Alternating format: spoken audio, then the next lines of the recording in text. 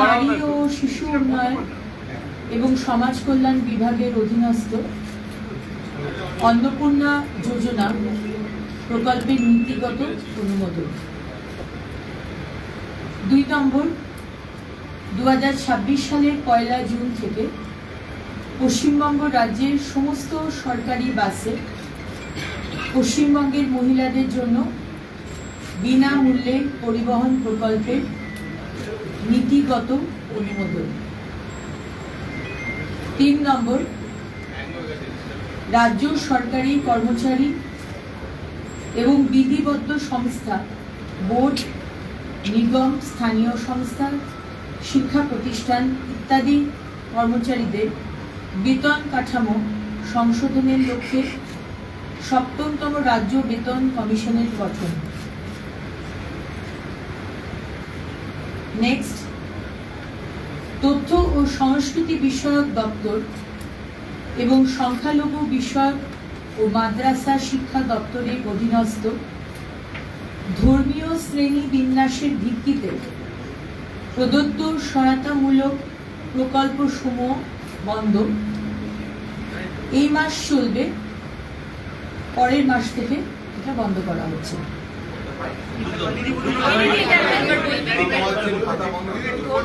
Details notification দেওয়া হবে,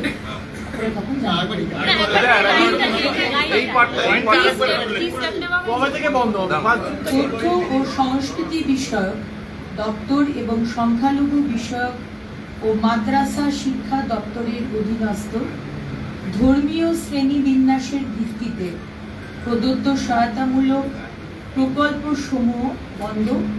এই মাস চলবে, পরের মাস থেকে এটা বন্ধ করা হয়েছে। ডিটেলস নোটিফিকেশন দেওয়া হবে, আপনারা জানতে পারবেন। একটা আওয়াজ হচ্ছে। নেক্সট হচ্ছে 2011 WPO 60 এবং সংযুক্ত মামলা সমূহে মাননীয় কলকাতা হাইকোর্টের ডিভিশন বেঞ্চে 22/5/2024 তারিখের রায়ের প্রেক্ষিতে পশ্চিমবঙ্গ সরকারের অধীনস্থ চাকরি ও সরকারি পদে অন্যান্য অনগ্রসর শ্রেণীর জন্য সংরক্ষণের শতকরা হার রাজ্য তালিকাভুক্ত অন্যান্য অনগ্রসর শ্রেণীর তালিকা পুনর্বিবেচনা এবং উপশ্রেণী বিভাগ বাতিলকরণ, মানে নতুন করে এনকোয়ারি হবে এবং হাইকোর্টের নির্দেশ অনুযায়ী যে সমস্ত গোষ্ঠীকে ইনক্লুড করার কথা বলা হয়েছে রাজ্য সরকার সেই বিষয়ে সিদ্ধান্ত নেবেন। এই কত বিষয়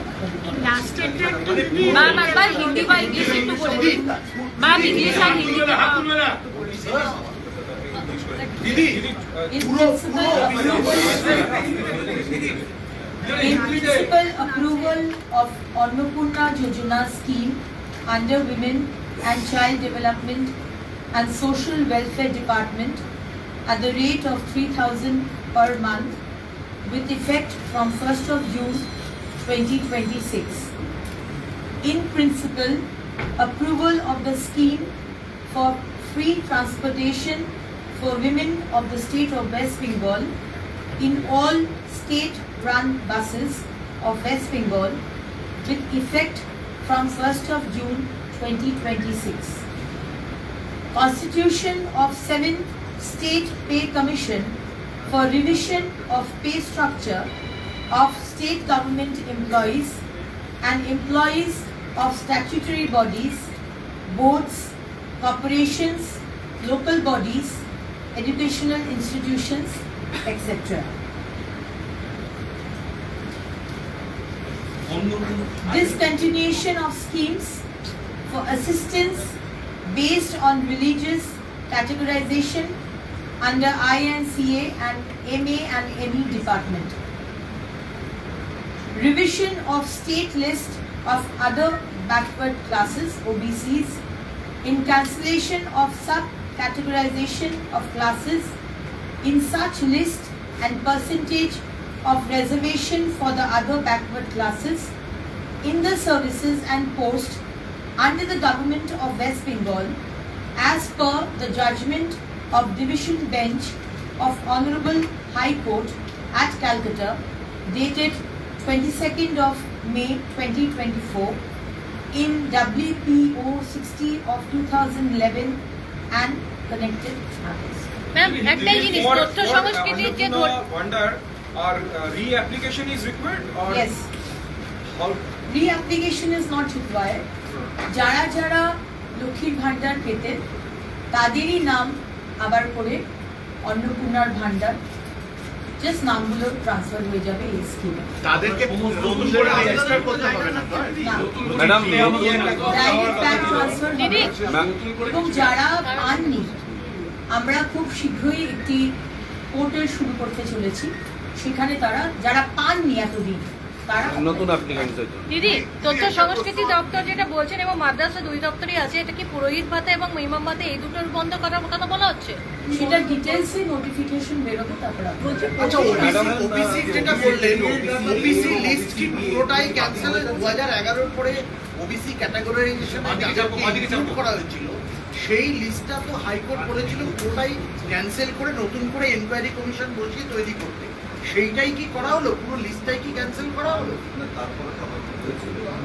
ওটা এখনো যদি আজকে হাইকোর্টের স্টেট সুপ্রিম কোর্টে নতুন করে এনকোয়ারি হবে এখানে বলা হয়েছে এবং হাইকোর্টের নির্দেশ অনুযায়ী যে সমস্ত অলরেডি হাইকোর্ট বলে দিয়েছে সেই সব সমস্ত গোষ্ঠীতে রাজ্য সরকার সিদ্ধান্ত দেবে এবং তাদেরকে আবার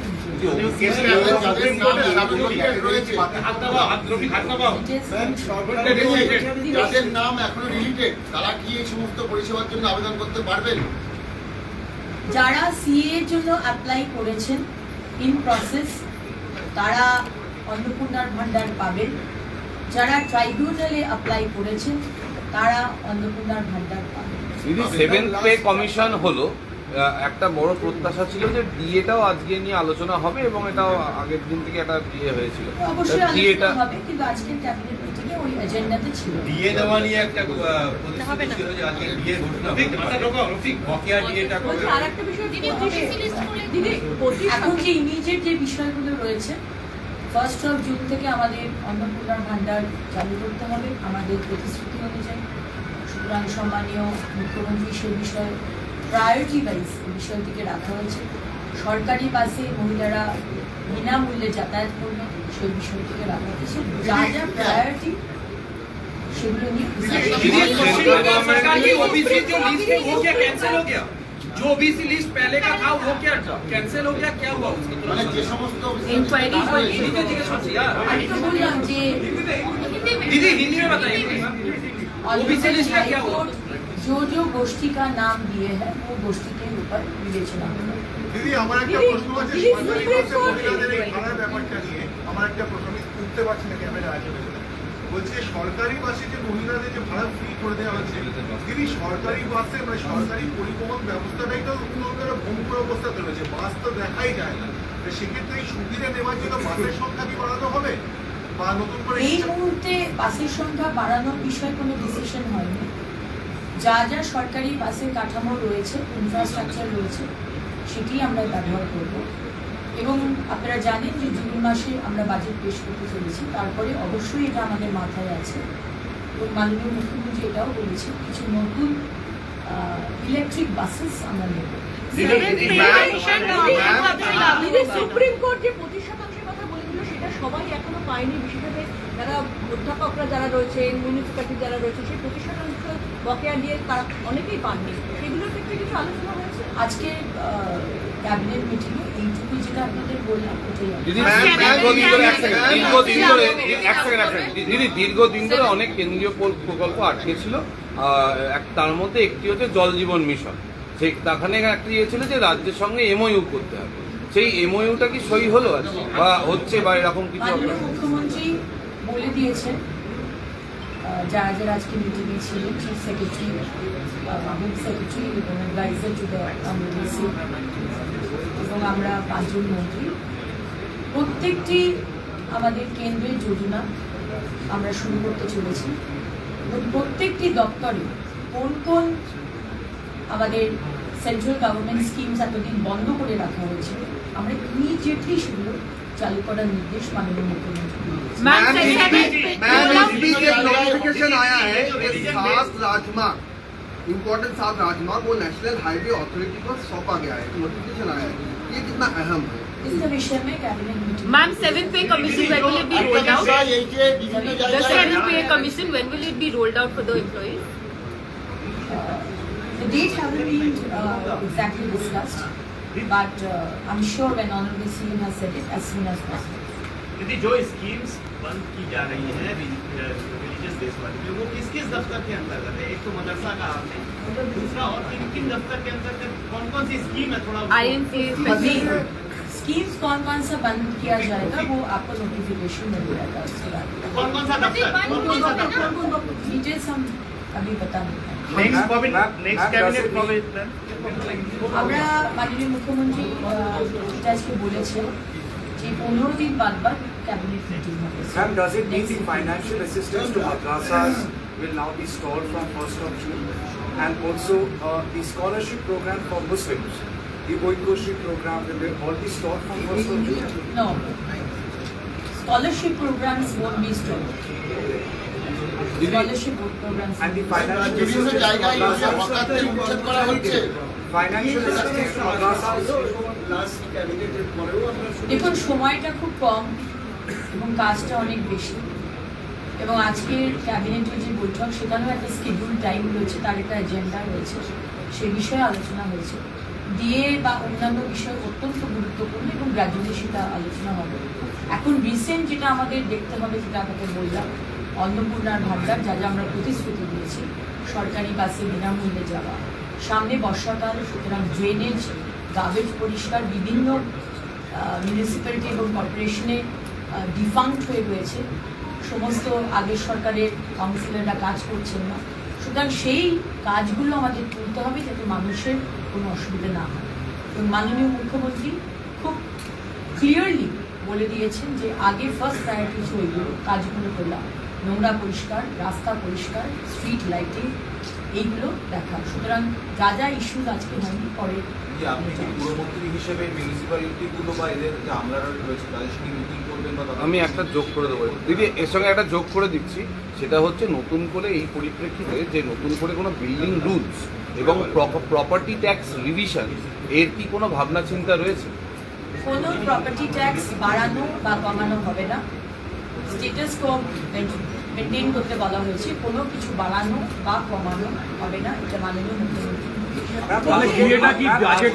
বাজেটের সময়তে ঠিক করা হবে না, সেটা মাননীয় মুখ্যমন্ত্রী কিছু বলেনি, কিন্তু এই মুহূর্তে কোনো কিছু বাড়ানো বা কমানো দিদি আজকের ক্যাবিনেটে সমস্ত মাননীয় মুখ্যমন্ত্রী নির্দেশ দিয়েছেন, সমস্ত যারা আধিকারিক রয়েছেন বিভিন্ন মিউনিসিপ্যালিটি এবং কর্পোরেশনের, তাদেরকে নিয়ে একটি ভার্চুয়াল করে এবং ইমিডিয়েটলি যেটা আপনাকে বললাম, যেখানে ইলেকশন হয়নি, যেখানে কাউন্সিলররা ছেড়ে দিয়ে গেছে, যেখানে কাজ হচ্ছে না, কোনো রকম মানুষ পরিষেবা পাচ্ছে না, ময়লা পরিষ্কার হচ্ছে না, লাইট বন্ধ হয়ে রয়েছে, লাইটগুলো ঠিক করা হচ্ছে না, রাস্তা পরিষ্কার হচ্ছে না, মাননীয় মুখ্যমন্ত্রীর স্ট্রিক্ট ইনস্ট্রাকশন, ইমিডিয়েটলি সেই কাজগুলো শুরু করতে হবে এবং শেষ করতে হবে।